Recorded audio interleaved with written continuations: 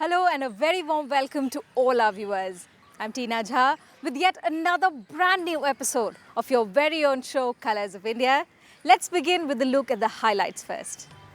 Today we begin our show with the 60th anniversary celebrations of the Lalit Kala Academy, followed by a musical tribute to the legendary Mohammed Rafi. And finally, a food trip to a biscuit factory in the capital. The 60th anniversary celebrations of the iconic Lalit Kala Academy was an occasion to delight in the wealth of Indian art and culture dating back centuries. A recital on the santoor followed by Gauri and Nritya mesmerized the audience. Take a look.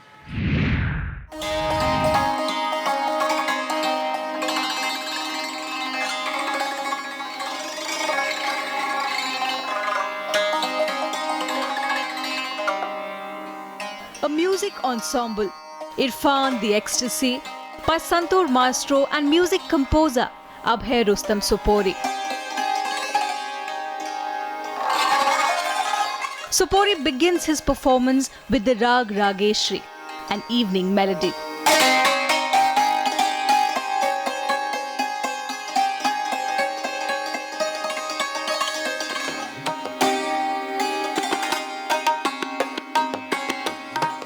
Sopori belongs to the Sufi Gharana of Kashmir. The youngest santoor player playing solo on stage and among the most prominent musicians of the present generation.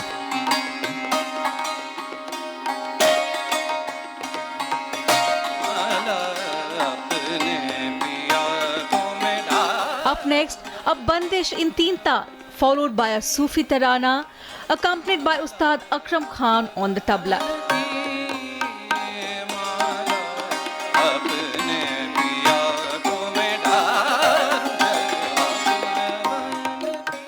I wouldn't say that classical music is based off every instrument, not necessarily, but music is music. So any person who tunes his instrument or who sings anything will get related to classical music.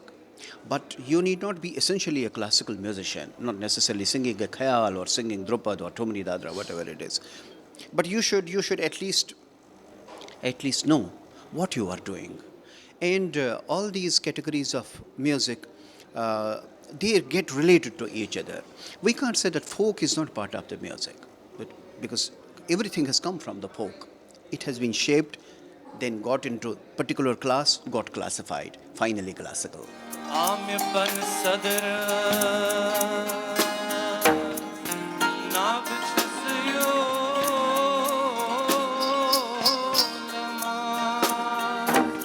The tempo picked up when Abhay was joined by his orchestra to portray the joyful culture of Kashmir through devotional music, bliss, conveying the message of peace and harmony.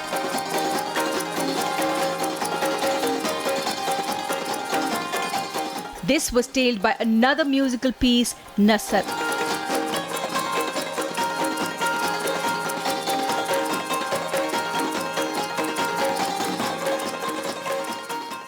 Santoor is one of the ancient-most instruments of India, the ancient name being Shatatantra Veena.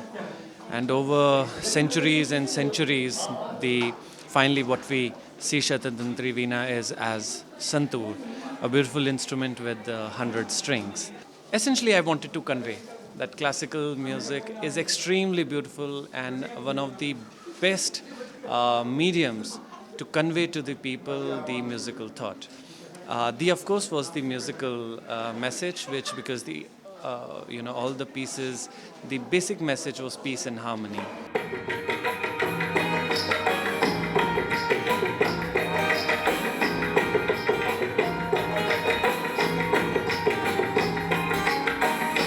Up next, a couplet from poetry of a Sufi poetess, Laleshwari, titled Lalwa.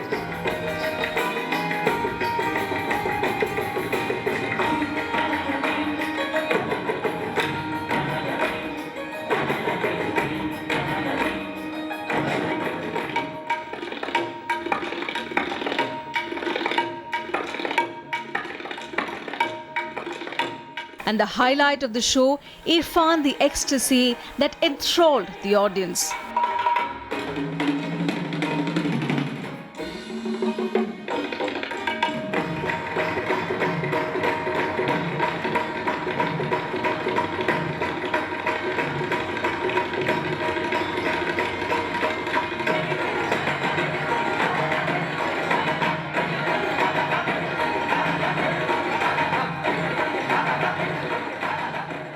Wonderful, very nice performance. The earlier performance by some Sobari was really wonderful, very nice. And in the second part, he did some fusion music along with many other instruments, and it was really superb and was something new to the audience. Mangala Kali Bhadrakali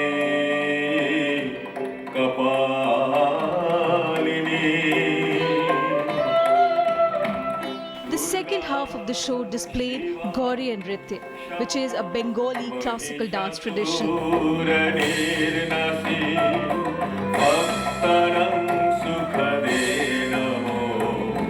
The first performance by Mahua Mukherjee, Durga Mangala Charan, depicted the bold Durga and the glory of the goddess.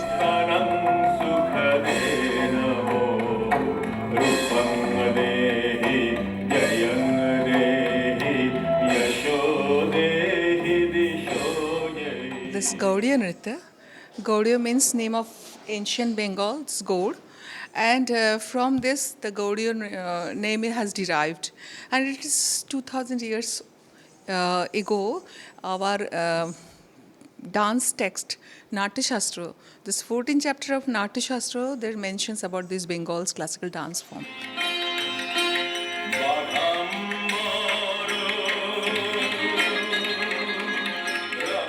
Ardhanarishwar depicted the composite androgynous form of God Shiva and his consort Parvati.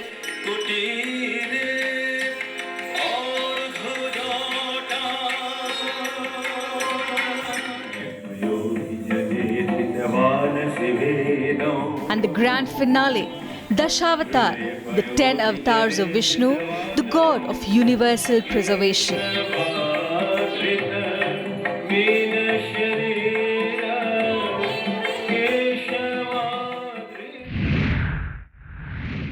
The celebrations also witnessed scintillating performances, which made the evening a memorable one.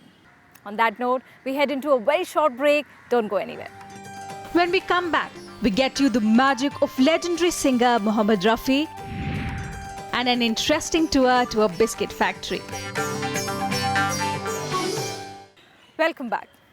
It's been 34 years since all-time music great Mohammed Rafi passed away, having left a permanent imprint on Hindi cinema and playback singing.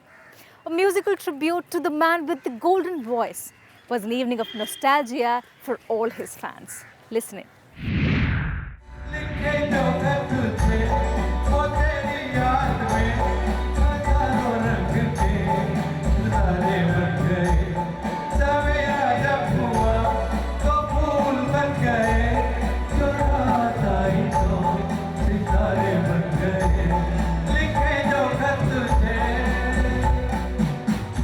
(1924). The birth of Mohammed Rafi in Peshawar, Pakistan.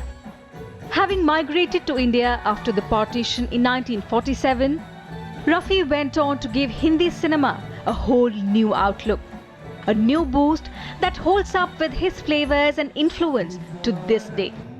On his 34th death anniversary, Mohammed Rafi's fans paid tributes to the magic only he could create.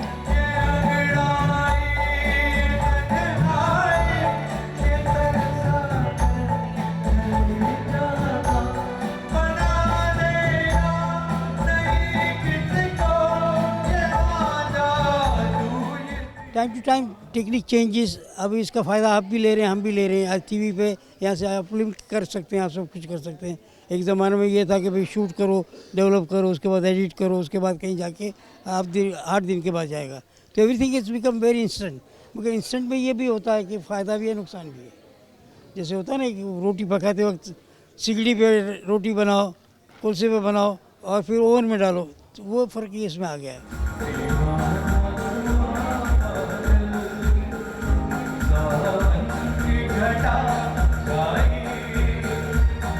The first to hit the stage was the peppy number Deewana Hua Pagal from the film Kashmir Ki Kali, with audiences tapping to the rhythm.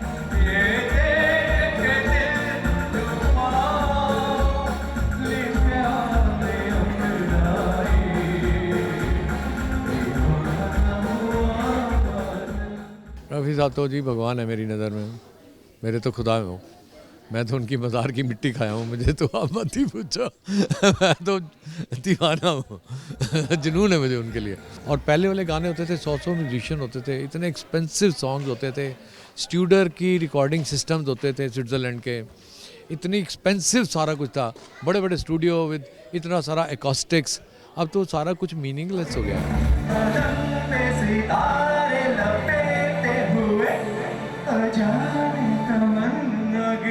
Next on the floor, another lively song, Badan Pe Sitare, from the Shammi Kapoor lineup.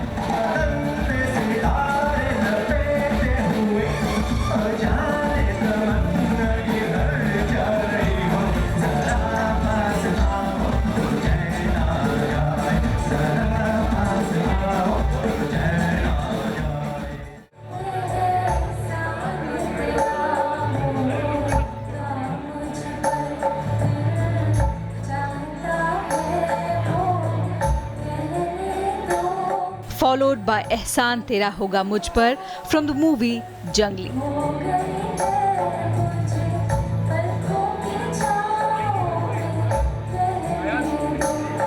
Rafi Saab's style gave rise to an array of singers who have tried to sing like him. But the brilliance of Mohammed Rafi remains immortal.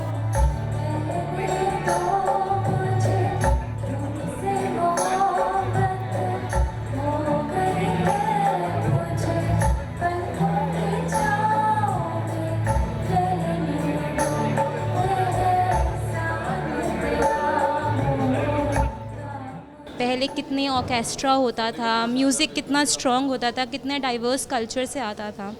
अब we don't have the live people singing, rather we have more of machines.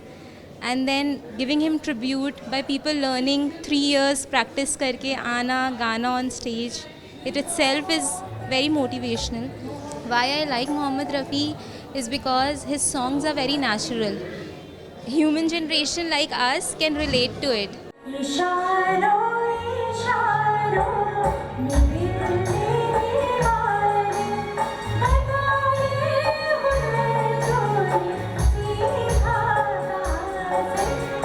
Suresh Raheja concluded the show with the soundtrack Isharon Isharon Mein.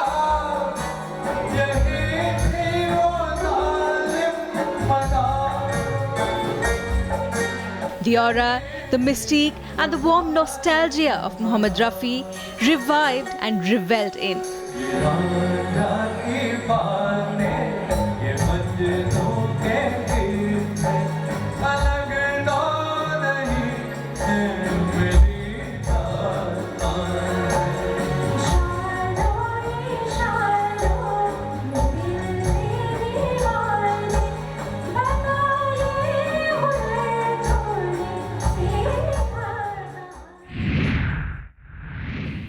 The show indeed was a big hit and reminded that Rafi Saab's voice remains immortal and fresh till date, to be celebrated through his music for eternity. Our next focus is on a Japanese art. Origami, literally the art of paper folding, is a Japanese tradition that dates back to the 17th century. The art has taken on far richer hues than is suggested in its literal translation. That is what we saw at a unique show in Delhi this week.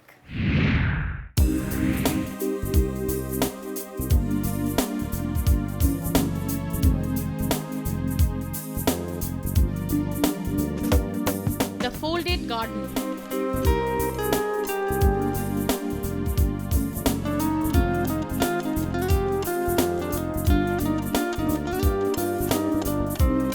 That's what this show, inspired by origami art and installation, was titled. What it depicted through a plethora of 3D structures made out of paper was a miniature of the universe. Landscape designer and architect Ankon Mitra was inspired by the rich and vibrant landscapes of India, interpreted through the precise geometric techniques of origami. Origami, basically ori and kami, two words. Ori means folding and kami or gami means paper. So that's the Japanese word for paper folding. But essentially it has developed from simple folds to a lot of complex forms also, like tessellations, which is a same kind of folding which repeats many times. So you get a very large sheet which has a repeating pattern, but when you move it or mold it or change its shape, then it can give you lots of different kinds of forms. Exhibits depict the four elements in astrology: fire, earth, air, and water.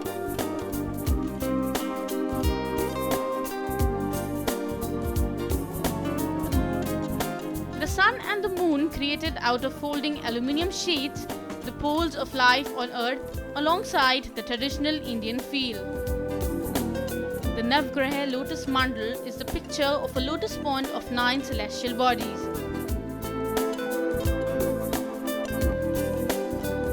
The dazzling hexagonal sun and eclipse portraying each lamp is a sun, together creating a big sun.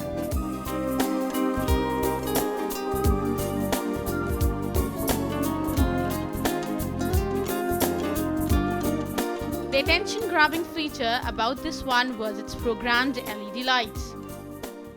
This one is very different from the conventional art. And the one thing the artist has tried to depict is he's tried to amalgamate or mix astronomy, astrology, and the science of mandala, those epic things which are Hindu mythologies has it in it. He has tried to mix in his works of art. Very good paperwork in this, and very good thinking. He has, very good homework he has done before doing all this. The works are abstract, but evoke fruit, trees, flowers, garden ornaments, and fountains to invoke the deeply spiritual and sacred roots of landscape traditions.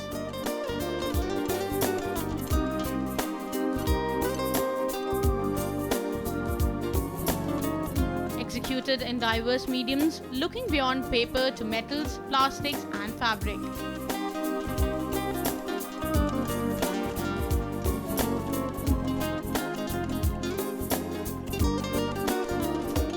The immense potential and beauty of an age-old tradition comes through the fresh flowering of an ancient technique in another land. The Japanese precision of fold and crease, combining with rich colors from the Indian gardens, interpreting our sacred landscapes, was indeed a must-watch. With that, we head into another very quick break. Don't go anywhere. After the break, we take you to a nearby Biscuit Factory to see how those delicious cookies are made. So don't go away. Welcome back. This week on Food Trail, we take you to a biscuit factory, a small industrial unit near Delhi. Come join us on our trip where we learn the art of cookie making.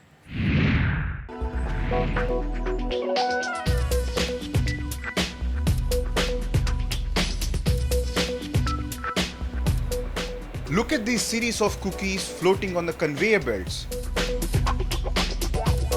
This factory could probably be the only place where you want to breathe every second and capture the fragrance. A lovely scene that brings you memories of days when biscuits were a precious treasure. Every biscuit you tried in your life is made like this. What's your favorite flavor? Butter white is my flavor, and snacks and CSC salted milk. Biscuit making has 4 small stages. A defined combination of flour, fat, sugar, water and milk powder is mixed to form the dough. Dough takes a long journey through the conveyor belt to take the form of a biscuit.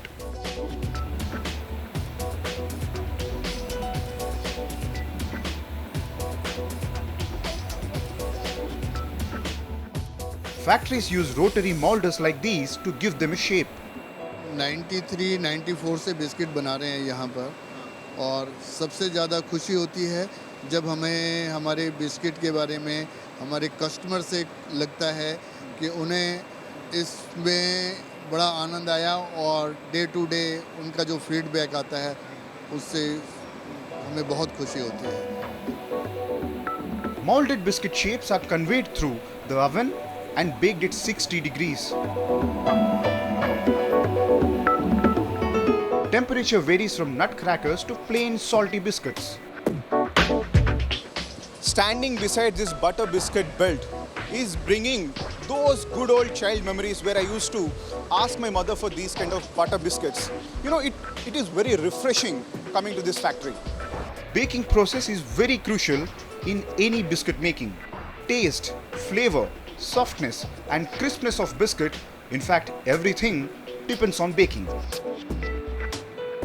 Baked biscuits pass through the cooling conveyors for natural cooling and they acquire room temperature. Natural cooling is preferred over the forced cooling as it gives the biscuit a defined texture.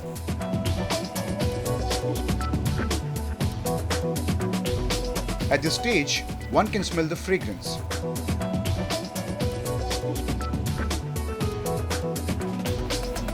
You can guess whether the biscuit is chocolatey or a butter cookie or any variety for that matter. Packing is your own choice. Wooden packs, polythene or paper pack is left to the creativity of the marketing team. But for now, I can't wait to grab my bite.